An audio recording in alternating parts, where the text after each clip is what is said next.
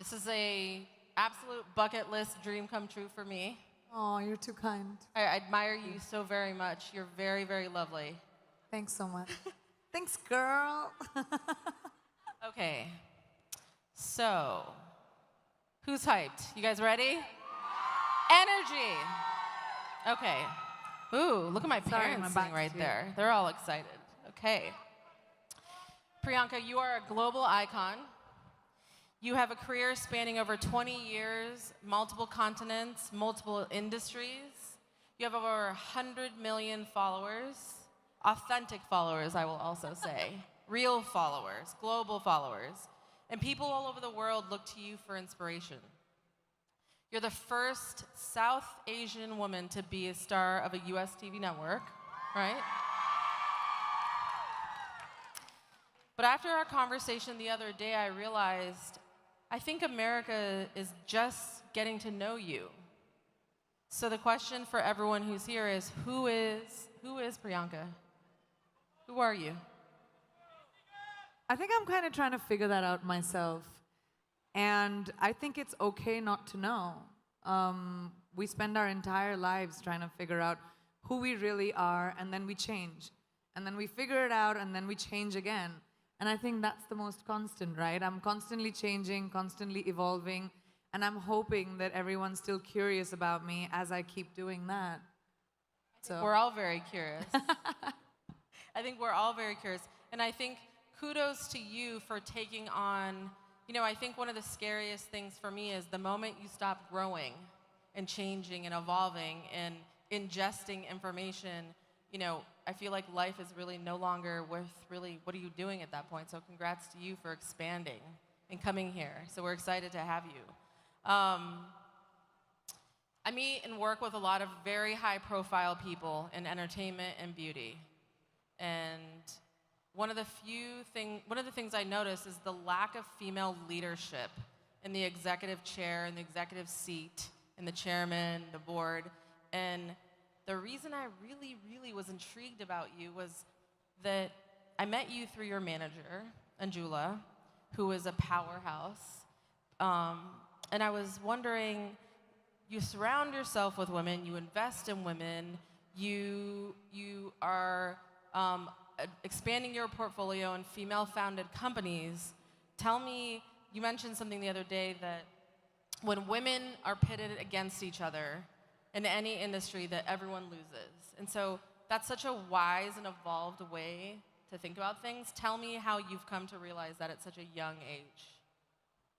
Well, a couple of things. I have a hypothesis. So I feel like I've had so many times whenever I'm doing interviews, people always ask me that, oh, you're doing a movie with, a female co-actor. Did you guys get along? Were there catfights?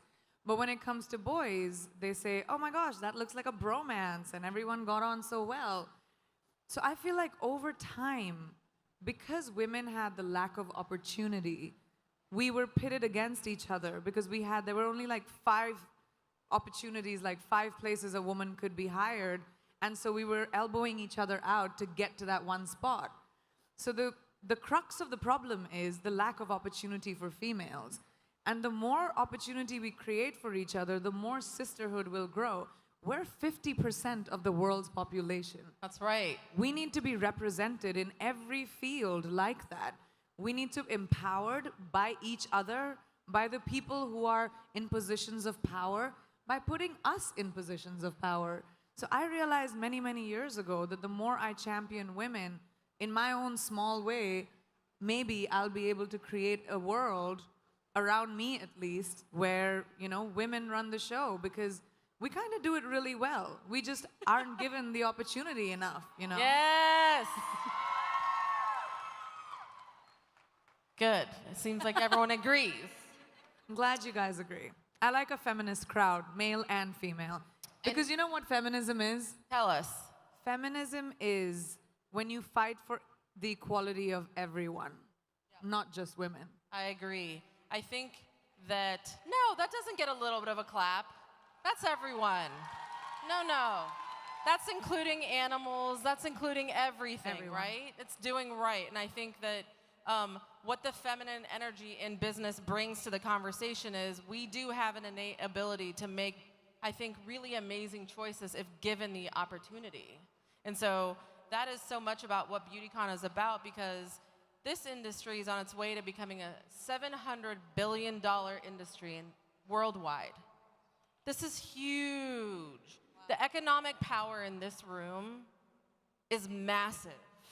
And so the inspiration for us was when you take active, engaged consumers who are a lot of women and people of color and minorities and different ethnicities, and you provide education and optionality, I think what BeautyCon is really focused on is the merging between economic consumption of product and consumer goods, but the discipline of meaning and cause and leaving sort of a legacy behind that we're not going to be ashamed of, right?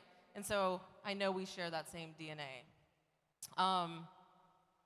Women are statistically, based on the data, working twice as hard as their counterparts to earn the same dollar.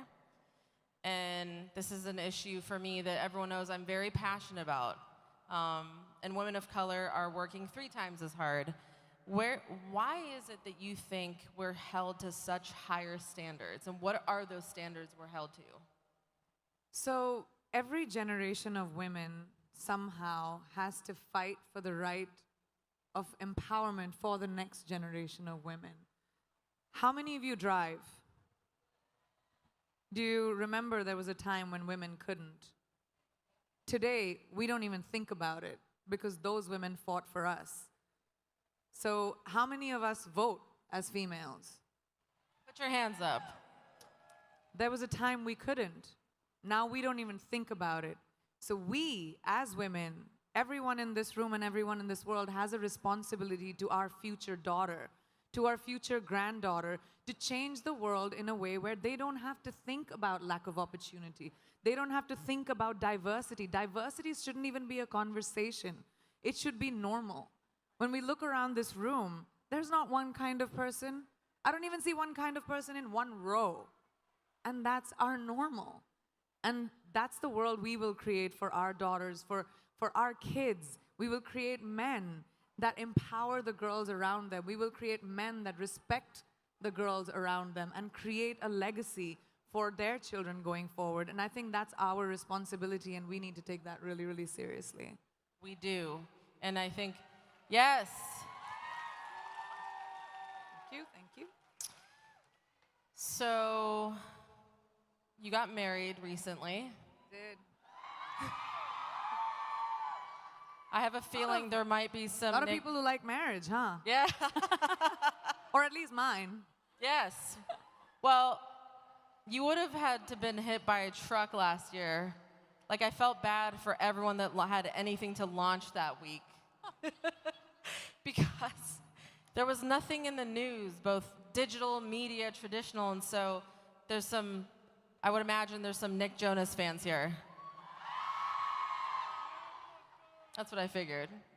That's always good. He's very cheeky. He is a little bit in every way.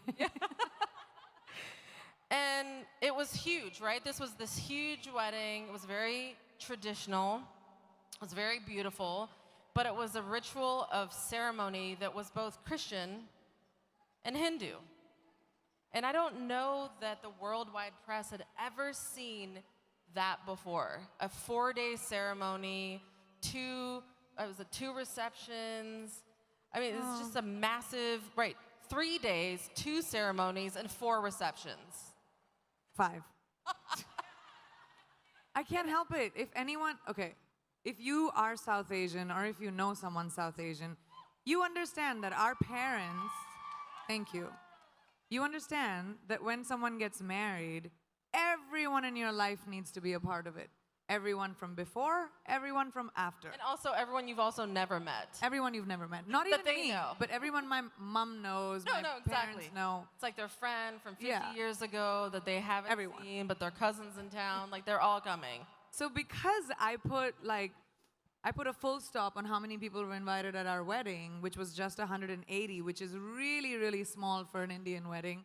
My mom was just like, well, how am I gonna, well, the jeweler needs to arrive. and my hairstylist, and like, so we had to do a couple of receptions for everyone else. And then when we came to America, my in-laws were like, well, we have friends too, so we had to do that as well. So it ended up being a few parties with like a whole bunch of people that I have known, little bit or a lot. But the wedding was spectacular. It was so special. It was 3 days. One was pre-rituals, which Indian weddings really have. We have an event called a Sangeet, which is like a rehearsal dinner, except you don't have a rehearsal or dinner. It's like a song and dance sort of competition between the two families. We loved it. We all saw it. It was so fun. The Jonai were very, very good. Extremely talented. Kind of threw me off a little bit. And then we also have like henna ceremonies where all the girls get henna, and like it's all sort of prep for the bride, and it was super fun. And then we had the two weddings to respect both our religions.